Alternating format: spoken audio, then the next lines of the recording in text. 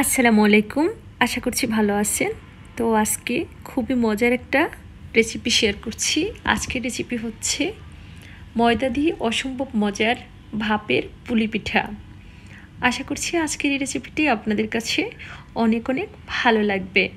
কথা বাড়াচ্ছি না, চলুন দেখে নেই কী কী লাগছে। এখানে আমি 2 কাপ ময়দা নিয়েছি, সাথে লবণ দিয়ে দিচ্ছি 1 চা চামচ পরিমাণ, আর দিয়ে দিচ্ছি তেল, দিয়ে দিচ্ছি প্রায় 2 চা চামচের মতো।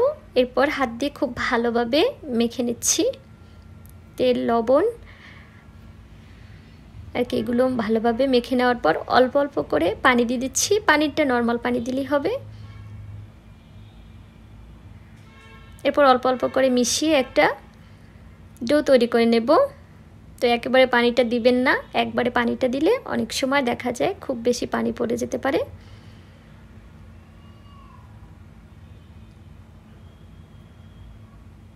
এরপরে আমি হাতটা ধুয়ে ভালোভাবে মথে নিচ্ছি প্রায় 5 থেকে 7 মিনিটের মতো। এরপর রেখে দেব রেস্টে 10 মিনিটের জন্য। আর এদিকে যে পুরটা তৈরি করব সেটার জন্য আমি চুলায় একটা প্যান বসিয়ে দিলাম, দিয়ে দিচ্ছি 1 টেবিল চামচের মতো তেল দিয়ে দিচ্ছি। এরপর এলাচ, দারচিনি 2 টুকরা করে দিয়ে দিচ্ছি। এখানে প্রায় কোরানো নারকেল 1 থেকে 1.5 কাপের মতো দিয়ে দিচ্ছি। লবণ দিয়ে দিচ্ছি খুবই সামান্য পরিমাণ, যেহেতু চিনি দেব তো চিনিটা একটু পরিমাণে বেশি দিয়ে দেব।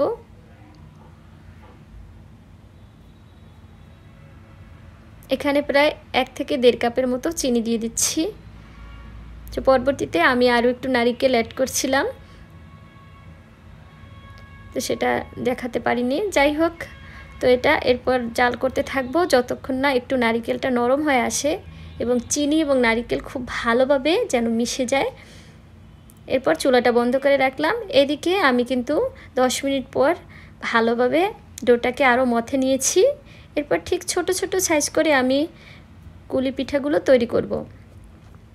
সেটা চালের যে রুটি দিয়ে তৈরি করা হয় সেটা একরকম লাগে, তো ময়দারটা কিন্তু আর এক রকম লাগে। আমার কাছে এটা খেতে খুবই মজা হয়েছিল, তাই ভাবলাম আপনাদের সাথে রেসিপিটা শেয়ার করিয়ে নেই। তো আপনারা অবশ্যই একবার ময়দা দিয়ে তৈরি করে দেখবেন, এটা কিন্তু আসলেই অনেক মজা হয়। তো আমরা নর্মালি আসলে চালের গুঁড়াটা দিয়ে যেটা তৈরি করি সেটাই খাওয়া পড়ে। তো এরপর আমি সিম্পল একটা ভাজ করে একটা ডিজাইন করে নিচ্ছি পুরটা দিয়ে, দেখতে পাচ্ছেন। এগুলো স্কিনে ভালোভাবে দেখে নেবেন, এটা আসলে অনেকেই পারে। তো যাই হোক, আমি সবগুলো তৈরি করে নিয়েছি। কিছুটা আমি ডিপ ফ্রিজে রেখে দিয়েছি, পরবর্তীতে নামিয়ে আর কি এভাবে ভাপে দিয়ে দিলেই হয়ে যাবে। তো কিছুটা রেখে দিয়েছি আর বাকিগুলো এখানে ভাপে সেদ্ধ করব। তো সেদ্ধ করার জন্য আমি এভাবে একটা রাইস কুকারের আর কি ঝাঁপিতে একটু তেল মেখে নিয়ে পিঠাগুলো দিয়ে দিলাম, আর পাতিলে আগেই পানি দিয়ে রেখেছি। এরপর ঢাকনা দিয়ে ঢেকে দিচ্ছি। প্রায় 20 থেকে 25 মিনিট পর ফিরে আসলাম। তো দেখতে পাচ্ছেন একদম হয়ে গেছে। আশা করছি আজকের এই রেসিপিটি ভালো লেগেছে। রেসিপিটি দেখার জন্য সবাইকে অসংখ্য অসংখ্য ধন্যবাদ।